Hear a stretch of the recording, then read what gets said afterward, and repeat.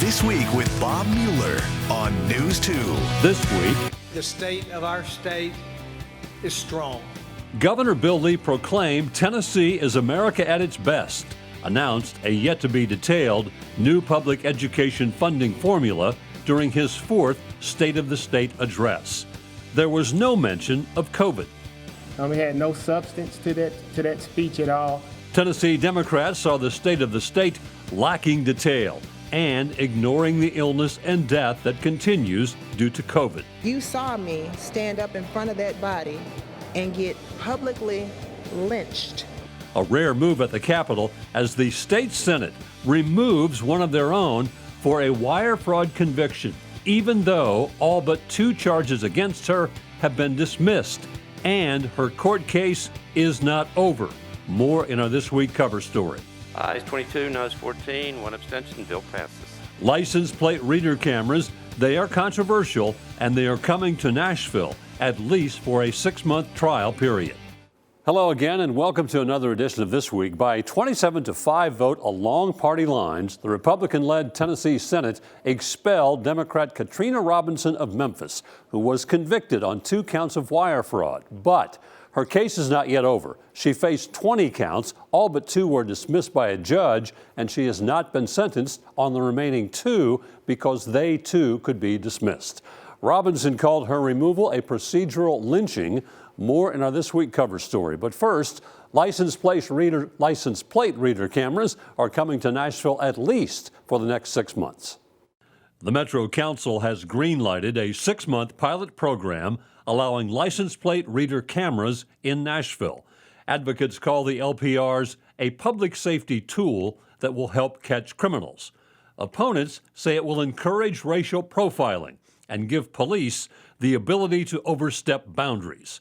News 2's Kenley Hargett tells us the Metro Council will monitor the system for the next 6 months. Ayes 22, noes 14, 1 abstention. Bill passes. Metro Police say they now have a new tool to help reduce crime. The newly passed ordinance will allow police a 6-month trial period to check license plates and compare them against vehicles suspected of crimes. The amount of misinformation that is out there has been very frustrating. But the work has been done, and this bill is ready to move forward. And this city does need license plate readers. In a release, Metro Police Chief John Drake says contrary to what you may have heard, license plate reader technology focuses on the license plate of a vehicle, not the driver or other occupants. But some council members, several nonprofits, and many citizens disagree and say it targets people of color. Look at the flood of people who have concerns with this technology. Look at this room. Look at the number of people that came today. The people voicing concerns and those who are present, those are the faces behind this legislation. Those are the people who will be affected, even if it is a 6-month pilot. We are granted the right to life, liberty, the pursuit of happiness, and if something gets in the way of that, is it really constitutional? Now to our This Week cover story, a rare move at the state capitol as the Senate removed one of their own. Democratic Senator Katrina Robinson was expelled following federal convictions on 2 of 20 counts of wire-related fraud to her business. The Senate took its action knowing a judge threw out all but 2 counts, and the remaining 2, which she has not been sentenced for, could be dismissed as well. The judicial process is still ongoing. The action is not sitting well with some. State Capitol newsroom reporter Gerald Harris takes a look. The final vote to remove Senator Katrina Robinson, a black woman, fell along party lines, with the supermajority of Republicans supporting the decision. Senate Democrats did not. It's sexist, it's racist, it's discriminatory. The case goes back to before Robinson was even a member of the Senate. Initially, the federal government at the time alleged in a 48-count indictment Robinson misused and stole $600,000 in federal grant money. The judge acquitted her on 15 of those counts and eventually left 4 of the 5 counts to be considered by a jury. That's now down to 2 counts with the possibility that there would be no counts by sentencing. This is an effort on behalf of a majority party to wield their power, to abuse the system. The exact ethics violation remains unclear, and supporters of Robinson bring to light instances of Republican senators, including Senator Joey Hensley prescribing opioids and having an affair with his cousin, Senator Brian Kelsey, who has been indicted on 5 counts of violating federal campaign finance, among others, and still being allowed to serve. You saw me stand up in front of that body and get publicly lynched through procedure. In a 2019 Attorney General opinion, Herbert Slatery wrote, "There is no historical precedent for expelling a member other than for conduct that occurred while the member was in office." Republicans that led the effort are not commenting. There were statements that I was not being accurate in my representation of the law.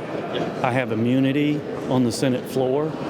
And so if somebody were to make an ethical violation against my law license, any comment I make before you in the press, potentially could be something that puts myself in harm's way. Even after they allege the Senate does not have to allow due process. Senator Stevens sat there on the floor and quoted state law, and we're obviously talking about a federal court proceeding. No, they didn't do their homework. And now Tennessee's blackest Senate district will be without representation. All of this is on purpose. None of this is by happenstance. And I think that we got to call a thing, and that thing is racism. That thing is fascism at this point. In Asheville, I'm Gerald Harris, News 2. Welcome back to This Week. Governor Bill Lee delivered the final State of the State address of his first term this week, his 4th.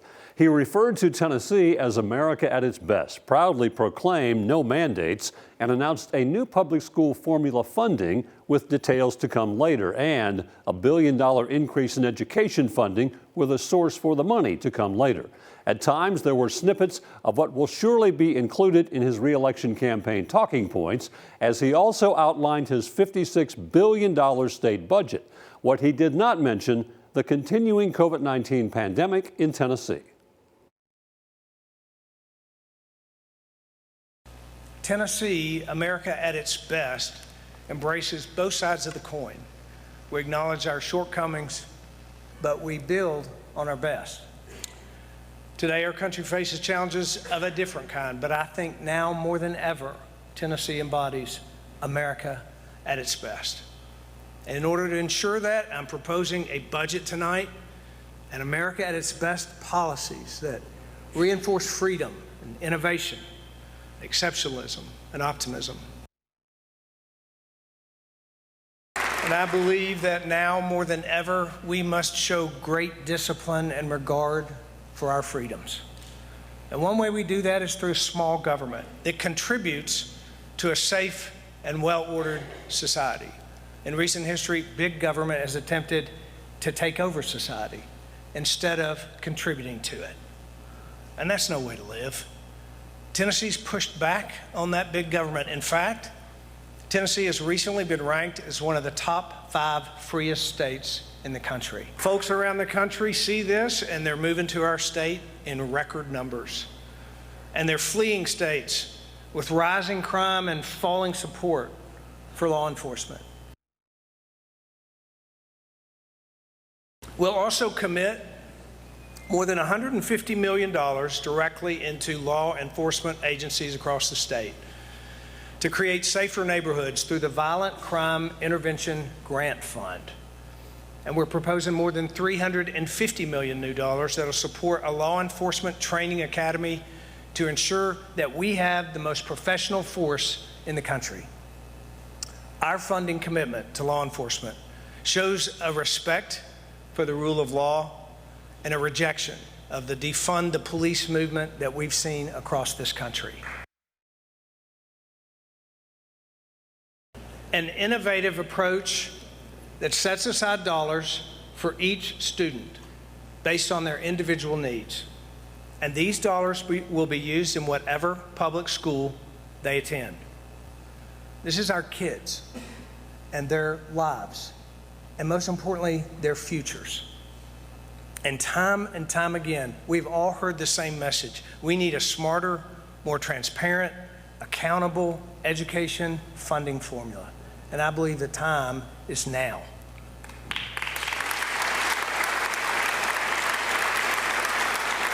A formula that prioritizes the needs of students above all else, and it pays particular attention to students with disabilities, and to low-income students, and to rural students, and students with other priority needs. If we do this correctly, we can create a funding formula that demands accountability, that rewards districts for performance, but most importantly, it funds students and not bureaucracies.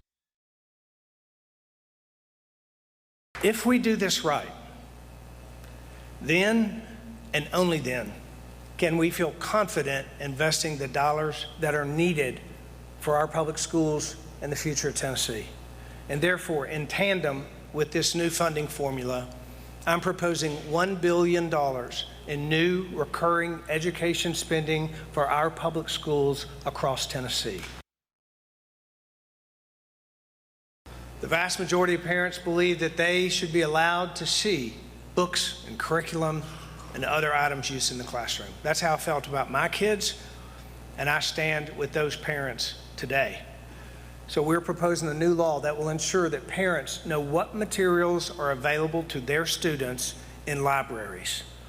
This law will also create accountability at the local level, so parents are empowered to make sure that content is age appropriate in the books that their children see. Make no mistake, Tennessee is Working People USA, and we'll do whatever it takes to train and retrain Tennesseans so that both our families and our businesses can thrive.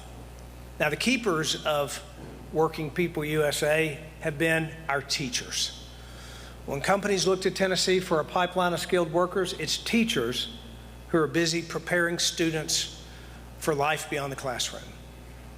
We, therefore, should raise teacher pay this year by $125 million, which is a well-deserved increase into the teacher salary pool.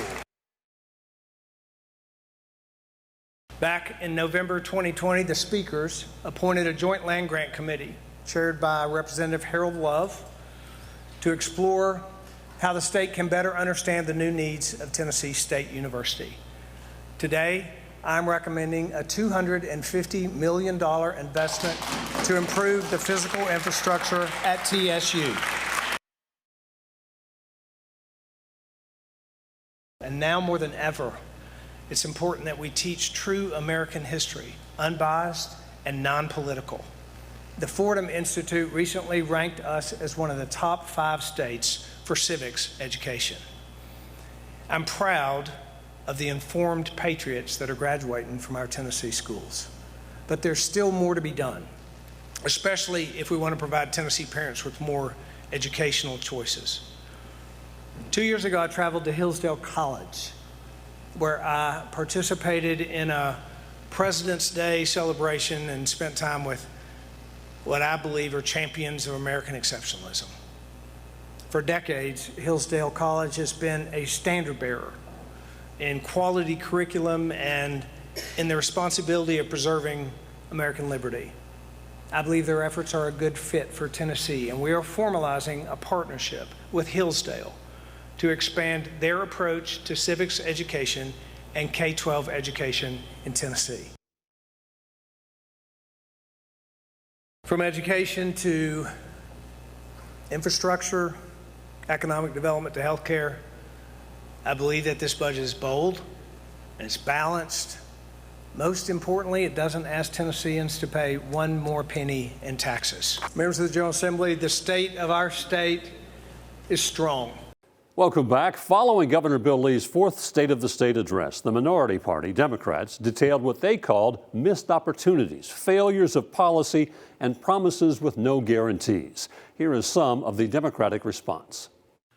Governor Lee's 4th State of the State address highlighted a still undefined new education funding formula, $1 billion more for education, but no details of where the money will come from. Democrats were less than impressed with the lack of details. Thanks everyone for coming over here. We won't be long. We sat over there for 50 minutes and we listened nothing more than a locker room pep speech. We had no substance to that speech at all. There was a lot of things that were missed, and I think that we missed the mark on a lot of things. And the one thing that I would like to start off that it was a glaring omission that the governor did not address, and that is his COVID response in this state. There are over 22,000 people that have lost their lives to this pandemic, to this particular disease, to this virus. And he made no mention of that. We talk about a lot of government overreach and civil liberties and things of that nature, but that was the very most important thing that we needed to talk about today is our COVID response and how do we keep each and every one of us safe and how do we keep our students safe in schools. In his nearly hour-long address, Governor Lee said he believes now more than ever Tennessee embodies America at its best. I thought it was interesting that he used the phrase Tennessee, America at its best. I would like to ask the governor, for who?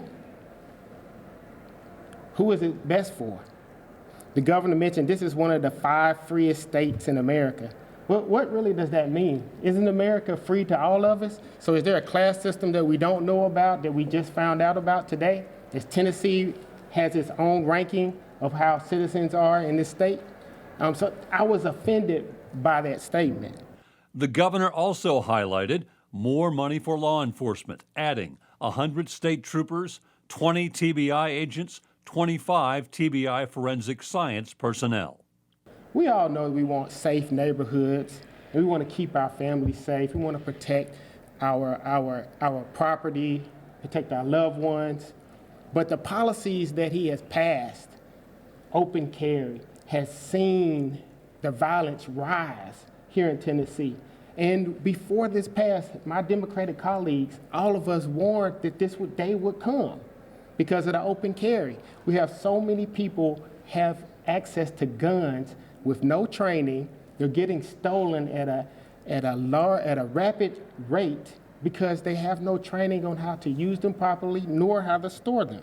The governor in his address emphasized guarding freedom, strong pro-life legislation, fiscal stewardship. Democrats say the governor's priorities are misplaced. I think the first thing that we should have talked about was education or jobs or health care for that matter. Those are the things that people really want to hear about. They want to know, how am I going to put food on my table? How am I going to pay my bills? How am I going to keep a roof over my head? And if I get sick, how am I going to go see a doctor? We have over $1.6 billion in a rainy day fund. And we still have people out here struggling every day just to make ends meet. And we're bragging that we have money set aside for a rainy day that apparently never comes. Because I would have thought that in the last 2 years, we have seen it storm, especially with the coronavirus running as rapid as it has in Tennessee. And we've been a leader in transmission rates. But instead, we're not using this money for K-12 funding. That's what we should be doing. The governor said his goal is to craft an updated K-12 education funding formula, replacing the current 30-year-old formula, and add close to $1 billion in additional education spending. But the funding plan does not yet exist. And as for the additional education money? But he does not have a plan for where that money is going to come from or how it's going to happen. So we want to make sure that in this BEP formula that everyone is accounted for. He mentioned a couple of pillars of that what the requirements would be weights for. It was disabilities, low income, rural, and a couple of other qualifiers.